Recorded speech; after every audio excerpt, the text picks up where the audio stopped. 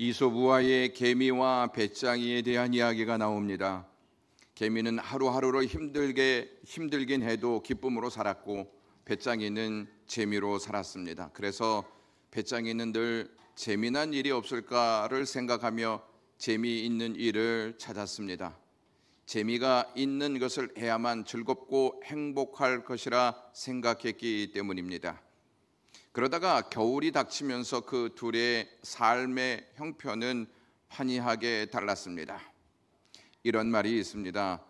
기쁨의 길을 열면 승자로 가는 길이 열리고 재미의 문을 열면 패자로 가는 길이 열린다는 말입니다. 그러므로 우리가 어떠한 길을 선택하느냐에 따라서 전혀 다른 결과를 맞이할 수 있습니다. 신앙 생활을 하는 사람 중에도 배짱이처럼 재미를 얻고 싶어 하는 사람이 있고 개미처럼 기쁨으로 사는 사람이 있습니다. 여러분들은 기쁨과 재미의 차이를 아십니까? 기쁨은 마음속에서 나오고 재미는 외부로부터 주어진다는 것입니다. 기쁨은 상황과 관계없이 즐길 수 있고 재미는 외부에서 주어져야 즐길 수 있습니다. 기쁨은 능동적인 반면에 재미는 수동적입니다. 여러분들은 기쁨과 재미 중에 무엇을 얻고자 신앙생활하고 있습니까? 사람들은 요즘 같은 어려운 상황에서 무엇으로 기쁨을 얻고 살 수 있겠느냐고 한탄 섞인 말들을 합니다.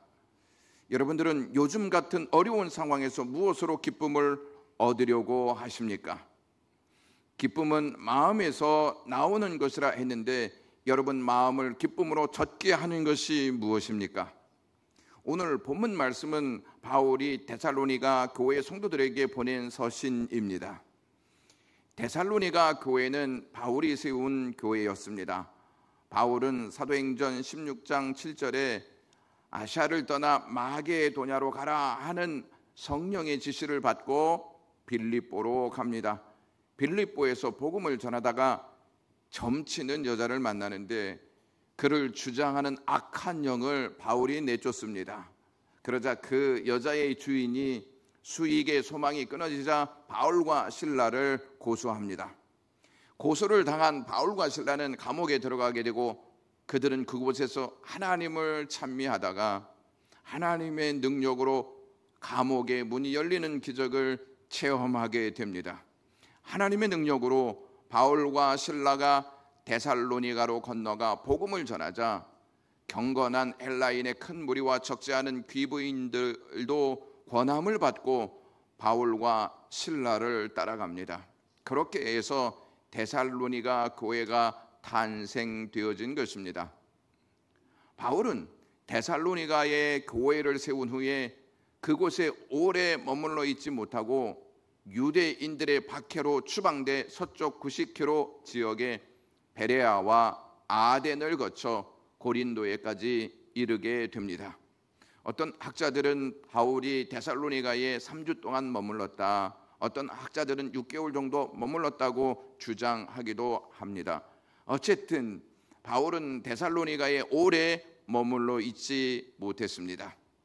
고린도에 온 바울은 박해를 당하는 데살로니가 교회의 성도들을 잊을 수가 없어서 디모데를 파송합니다. 바울은 디모데를 통하여 교회의 사정을 묻고 성도들을 격려했습니다. 그 후 디모데가 돌아와 데살로니가 교회의 성도들이 많은 박해 중에서도 굳게 신앙을 지키고 있고 스승인 바울을 다시 만나고 싶어 한다는 소식을 전합니다. 이 소식을 들은 바울은 감사함과 말할 수 없는 기쁨으로 편지를 쓰게 됩니다.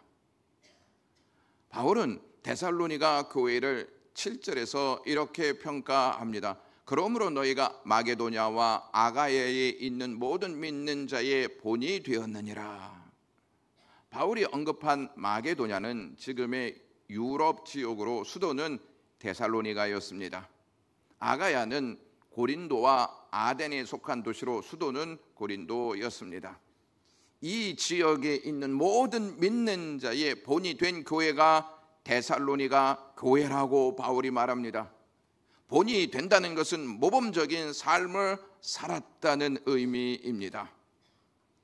어느 가정에서 아버지가 아들에게 한자를 가르치고 있었습니다. 아버지는 혀가 조금 짧아서 말도 역시 혀 짧은 소리를 냈습니다. 아버지가 바람풍자를 보여주면서 이것은 바담풍이다 이렇게 말했습니다. 그러자 아들이 의기양양하게 바담풍이라고요 이렇게 이야기했습니다. 아버지는 다시 한번 바담풍 이렇게 이야기했습니다. 아들도 바담풍이라고 말했습니다. 아버지가 화가 났습니다. 이놈아, 바담풍이 아니고 바담풍이란 말이야, 다시 말해봐 이렇게 아들에게 이야기했습니다. 아들은 울먹이며 힘주어 바담풍이라고 말했습니다. 아버지가 이놈이 아빠를 놀리네. 결국 아이는 한 대 아버지에게 주워 맞았습니다. 아이가 무슨 잘못이 있겠습니까? 들은 대로 했을 뿐인데 말입니다. 아버지는 아버지대로 속이 탔던 것이었습니다. 자기 마음으로는 바람풍이라고 하는데 입에서는 바담풍이라고 나왔으니 얼마나 죽을 맛이겠습니까? 이것은 본을 보이는 것이 얼마나 중요한지를 보여주는 이야기입니다. 데살로니가 교회의 성도들은 주를 본받는 자가 되어 다른 교회의 모범이 되었습니다. 세워진 지 얼마 되지도 않은 데살로니가 교회가 어떻게 주변에 있는 다른 교회의 본을 보일 수 있습니까? 먼저 세워진 교회, 오래된 교회가 본을 보여야 한다는 상식이 우리에게는 있는데 데살로니가 교회는 그러한 교회들 앞에 본을 보였다는 것입니다. 그렇다면 어떠한 교회가 본이 될 수 있을까요? 그것은 주를 본받아 사는 교회입니다. 바울은 데살로니가전서 1장 6절에 너희는 많은 환난 가운데에서 성령의 기쁨으로 말씀을 받아 우리와 주를 본받은 자가 되었다라고 말합니다. 데살로니가 교회가 주를 본받은 것은 성령의 기쁨으로 말씀을 받았기 때문입니다.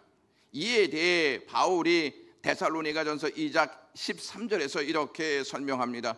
우리가 하나님께 끊임없이 감사함은 너희가 우리에게 들은 바 하나님의 말씀을 받을 때 사람의 말로 받지 아니하고 하나님의 말씀으로 받음이니 진실로 그러하다. 이 말씀이 또한 너희 믿는 자 가운데에서 역사하느니라 라고 전했습니다. 데살로니가 교회의 성도들은 하나님의 말씀을 받을 때 사람의 말이 아닌 하나님의 말씀으로 받았다는 것입니다. 이 말씀을 달리 해석하면 당시에 하나님의 말씀을 하나님의 말씀으로 받지 않고 사람의 말로 받은 자들과 교회도 있었다는 사실입니다. 사람의 말로 받는 것과 하나님의 말씀으로 받는 것은 두 가지 차이가 있습니다. 하나는 믿음의 차이입니다. 데살로니가 교회는 바울이 전한 복음 즉 하나님의 말씀을 사람의 말이 아닌 하나님이 주신 말씀으로 믿었습니다. 그러므로 그들은 겸허한 자세로 하나님의 말씀을 받은 것입니다. 또 다른 차이는 역사 차이입니다. 하나님의 말씀을 받은 교회는 하나님의 말씀이 역사하고 사람의 말로 받은 교회는 사람이 역사합니다. 이렇게 하나님의 말씀을 누구의 말씀으로 받느냐에 따라서 찾아오는 결과가 달라집니다. 여러분들은 하나님의 말씀을 들을 때 누구의 말로 듣고 계십니까? 데살로니가 교회가 어떠한 상황에서 하나님의 말씀을 믿음으로 받았는지 아십니까? 그것이 6절 상반절에 기록되어 있는데 너희는 많은 환난 가운데에서 성령의 기쁨으로 말씀을 받아 우리와 주를 본받는 자가 되었으니 라고 말씀합니다. 많은 분들은 신앙생활을 하면서 환난이 닥치면 하나님의 말씀을 소극적인 자세로 들으려 합니다. 하나님의 말씀을 들어봐야 환난은 멈추지 않고 계속되는데 들어서 뭐하나 하는 반응을 보입니다. 그리고 환난을 극복하기 위해 다른 방법을 찾아 나섭니다.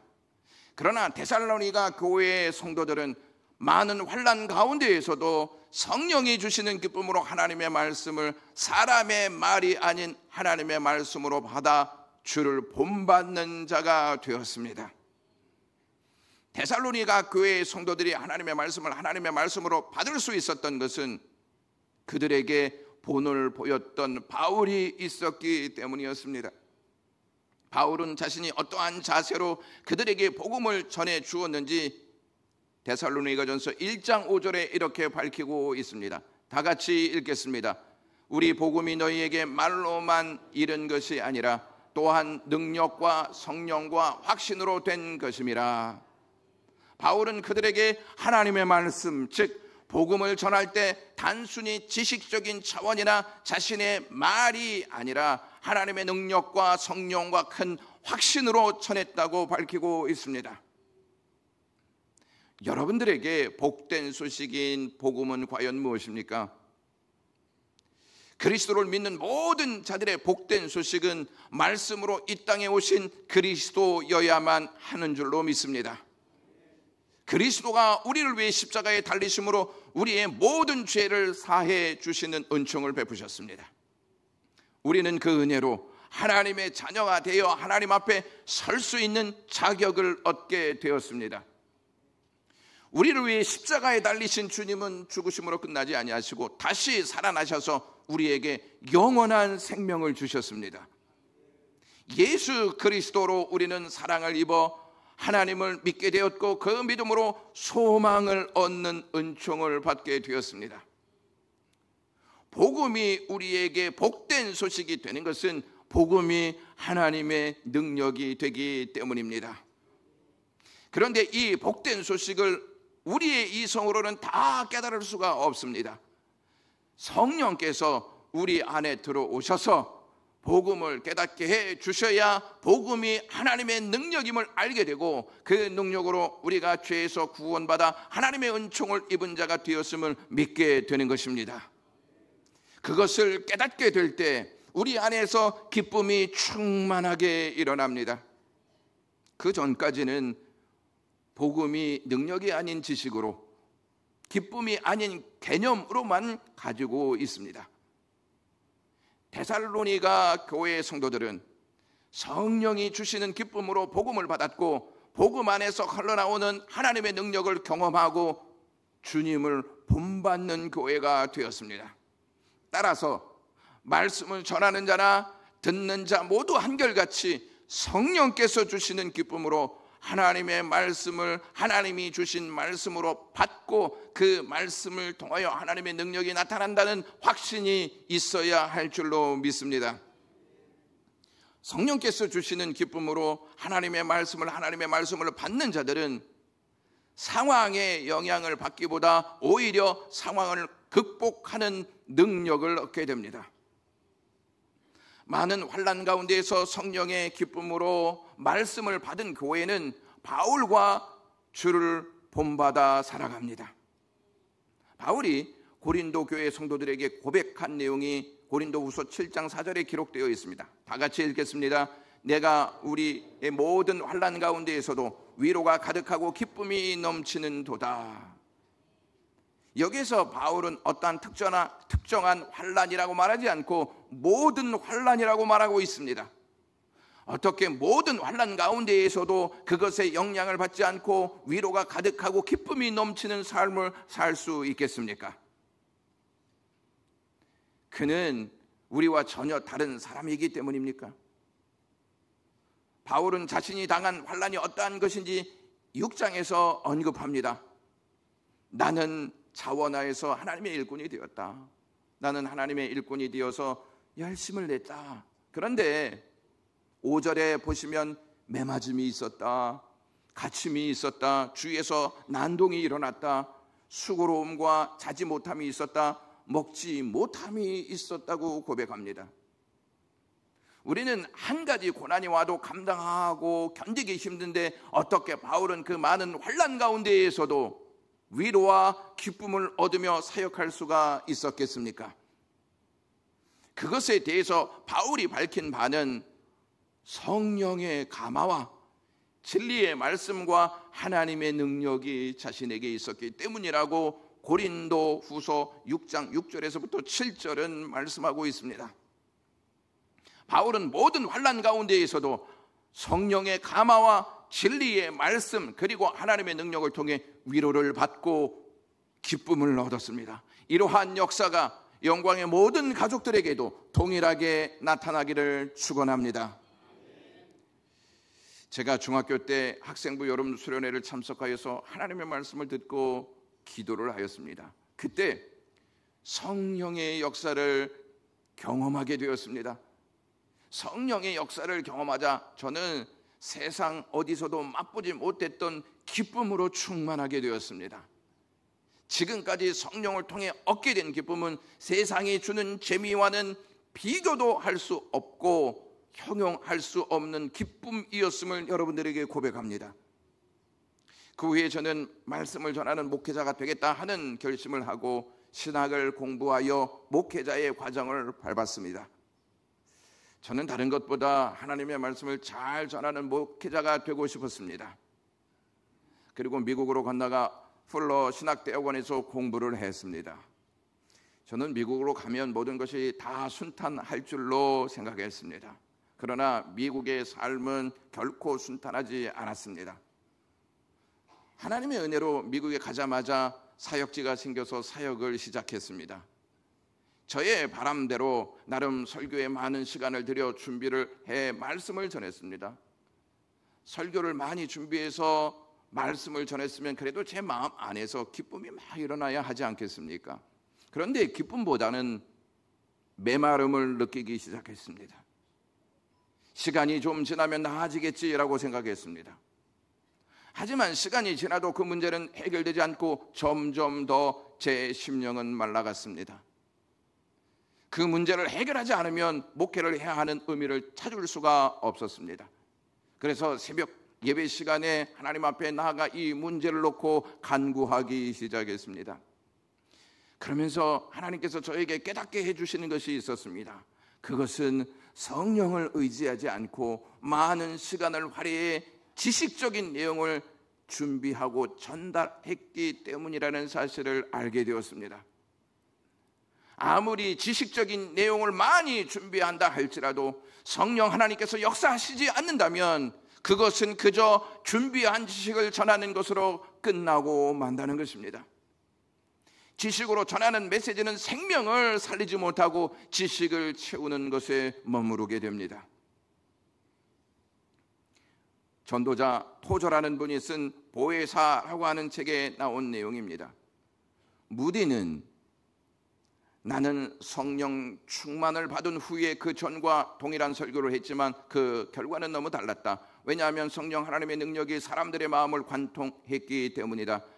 성령 충만을 받기 전에 무디는 사람들을 논리적으로 설득하고 달래고 그들에게 간청했지만 그에게 성령님이 임하셨을 때 그분은 사람들의 논리적 사고를 뚫고 들어가 그들 존재의 깊은 곳을 움직이셨다라고 말했습니다. 여러분들이 저를 위해 기도해 주실 때 바울의 고백처럼 제가 하나님의 말씀을 전할 때 지식이나 사람의 말이 아닌 하나님의 능력과 성령과 큰 확신으로 전할 수 있게 해달라고 기도해 주시면 감사하겠습니다. 특히 대표 기도하시는 분들이 설교자를 위해 기도하실 때 이 부분을 참고해서 기도해 주시면 좋겠습니다. 그리고 여러분들이 예배에 오실 때 이 자리에 앉으셔서 성령 하나님께서 내 안에 임재하시옵소서, 하나님이 받으시는 예배가 되게 하시옵소서라고 기도하시고요, 하나님의 말씀을 들을 때마다 사람의 말이 아닌 하나님의 말씀으로 받을 수 있도록 믿음을 주시옵소서, 이렇게 기도하셔야 합니다.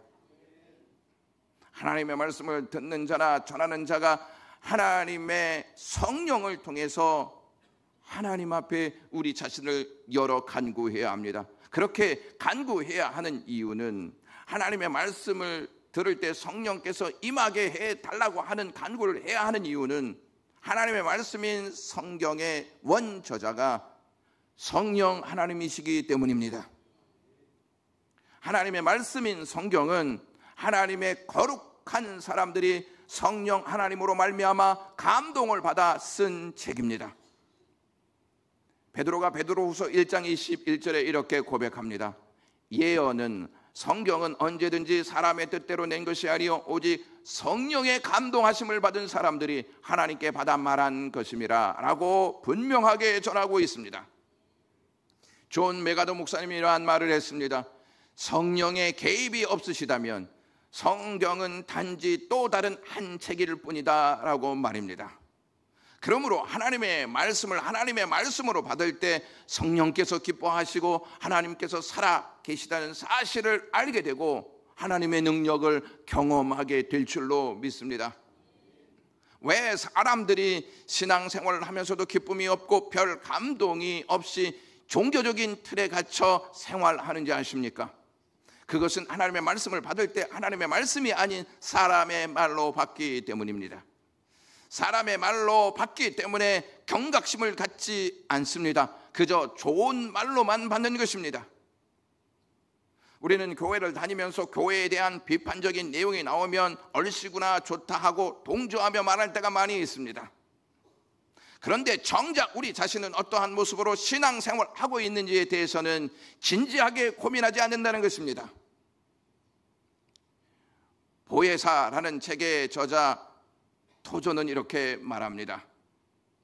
주일이 되면 교회로 가서 자신의 종교를 닫고 윤을 내지만 밤 11시가 되면 그 종교를 다시 선반 위에 올려놓는다. 그리고 월요일이 되면 그들이 원하는 대로 생활한다. 나는 그러한 사람들과 그 같은 종교 생활 방식을 결코 따를 수 없다고 했습니다. 여러분, 제가 지난주에 무슨 말씀을 전했는지 아십니까? 목사님, 옛날 이야기를 자꾸 하지 마십시오. 그러한 표정인 것 같습니다. 거룩하신 성령님에 대해서 말씀드렸습니다. 성령님은 거룩한 영이시므로 거룩하신 하나님을 믿게 하시고 예수 그리스도께서 이루신 구원의 역사가 거룩한 역사임을 알게 하실 뿐만 아니라 예수 그리스도를 구주로 영접하게 된다라고 말씀드렸습니다. 거룩하신 영이신 성령으로 우리가 충만하게 되면 다른 것에 목적을 두지 않고요, 거룩에 목적을 두고 거룩을 기쁨으로 삼습니다. 우리는 거룩하면 무게감이 있는 것, 침묵이 흐르고 엄중한 것이라고 생각합니다. 그래서 우리는 거룩한 사람보다는 재미있는 사람을 좋아합니다. 거룩한 사람은 어딘가 모르게 다가갈 수 없는 사람으로 여기기 때문이 아니겠습니까? 우리는 거룩과 기쁨이 상충되는 것으로 여기기에 거룩과 기쁨이 함께할 수 없는 것처럼 생각합니다. 그러므로 우리는 거룩보다는 재미와 기쁨을 더 선호합니다. 과연 거룩과 기쁨은 상충되는 관계일까요? 그것은 거룩과 기쁨에 대한 오해에서 비롯된 것입니다. 기쁨에는 여러 종류가 있습니다.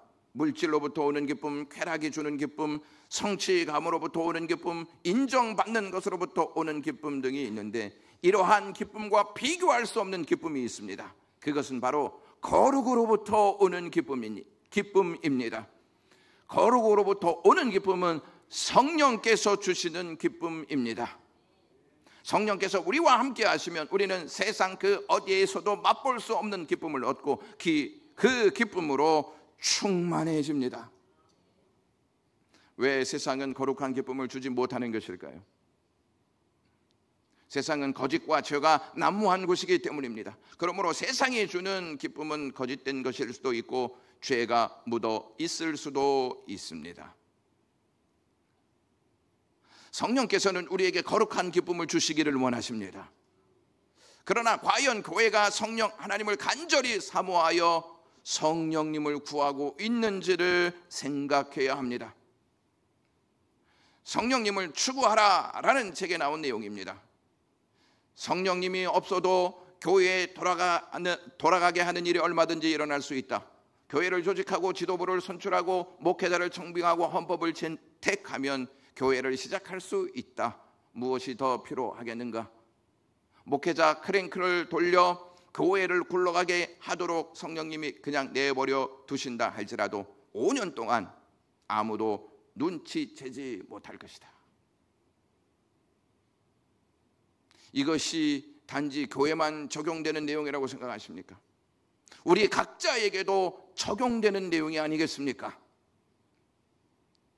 나는 성령 하나님이 없어도 지금까지 잘 살아왔다고 생각하시는 분들이 있다면 신앙을 되돌아보셔야 합니다. 왜냐하면 우리는 성령 하나님이 주시는 능력을 살려고 하지 않기 때문입니다.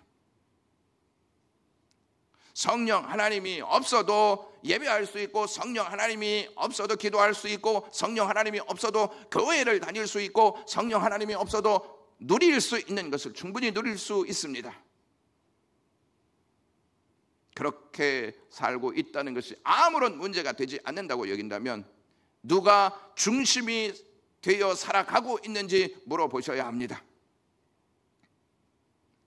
성령님이 교회에 계시지 않을 때 교회는 사업적 수단, 정치적 테크닉, 심리학 또는 기타 인간의 방법과 노력을 의지하게 될 것입니다.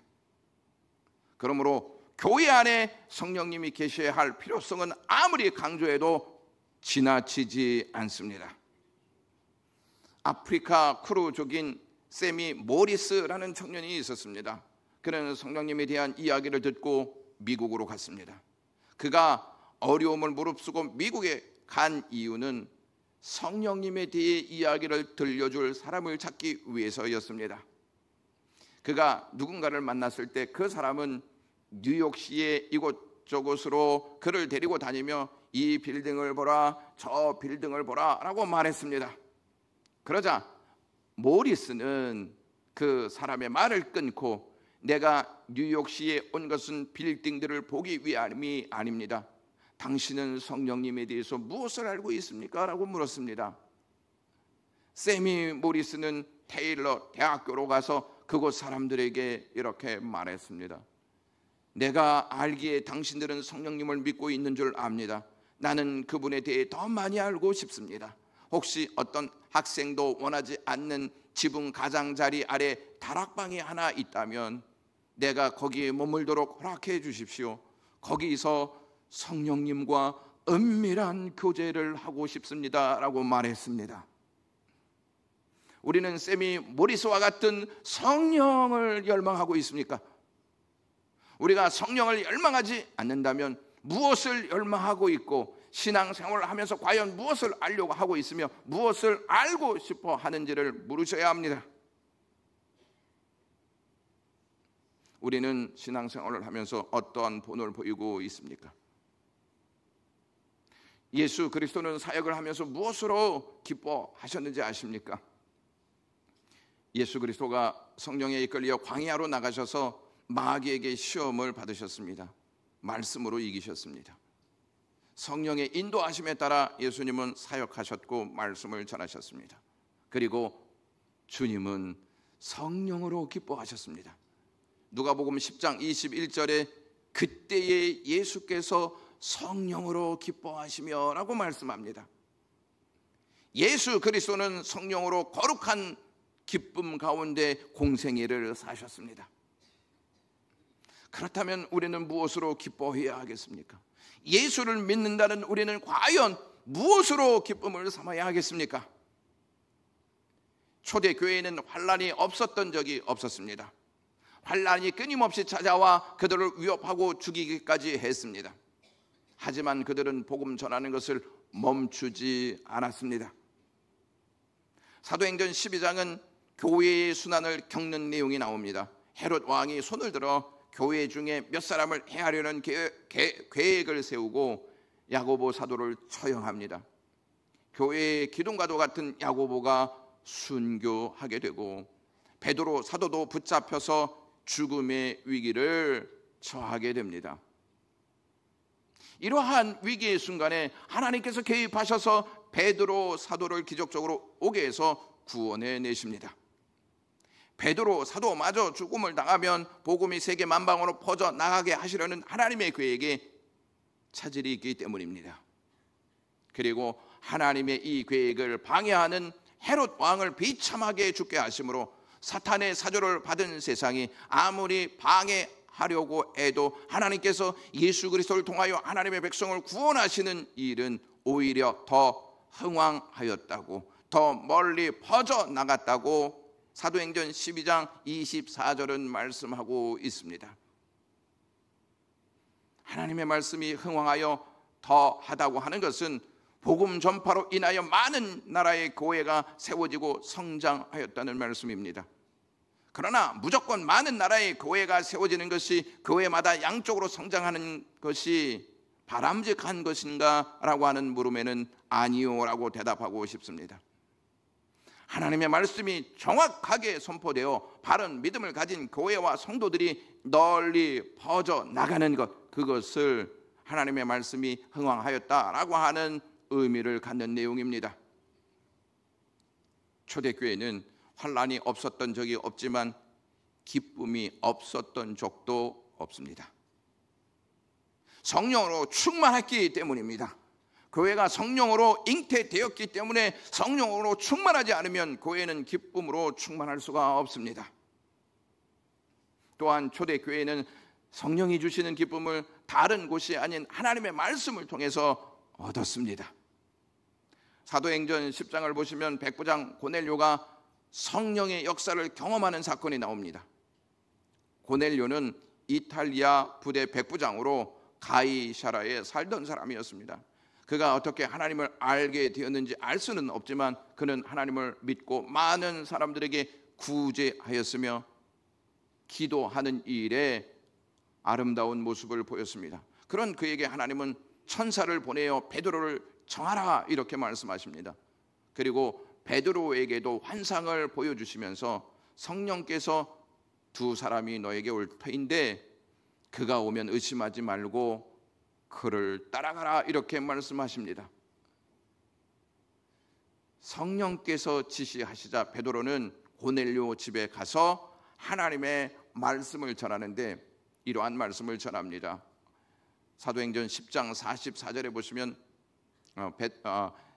사도행전 10장 그 서두에 보시면 이러한 말씀이 있습니다.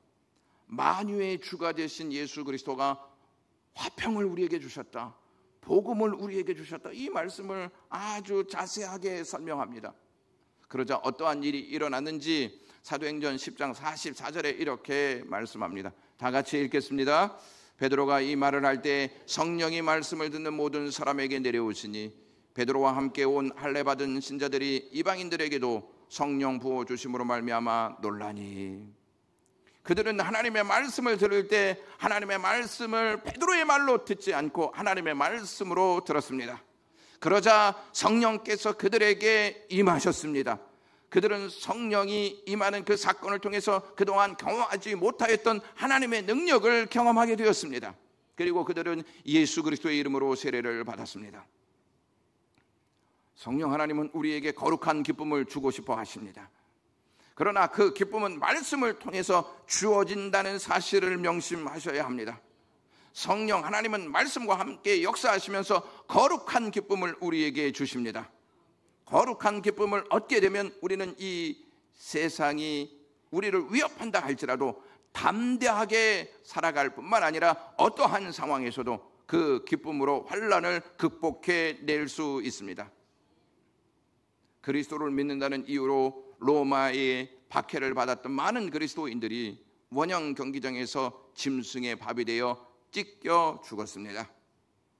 그 광경을 보고 로마 사람들이 이렇게 고백했습니다. 보라, 이 그리스도인들은 올바르게 죽는다라고 말했습니다. 그리스도인들이 순교하는 장소에서 어떻게 죽었길래 믿지 않는 사람들로부터 올바르게 죽는다는 말을 하게 했을까요? 그들은 마지못해 그냥 세상의 힘에 죽은 것이 아니라 하나님의 말씀을 믿고 그들 안에서 성령께서 주시는 거룩한 기쁨으로 주님처럼 죽었기 때문입니다. 만약 그것이 없었다면 그들은 순교하는 장소에서 하나님을 욕하고 죽지 않았겠습니까? 세상과 환난을 이길 수 있는 능력은 성령과 말씀이 주시는 기쁨인 줄로 믿습니다. 기도하겠습니다. 하나님, 늘 저희들에게 성령을 통해서 하나님의 말씀을 통해서 거룩한 기쁨을 허락하시옵소서.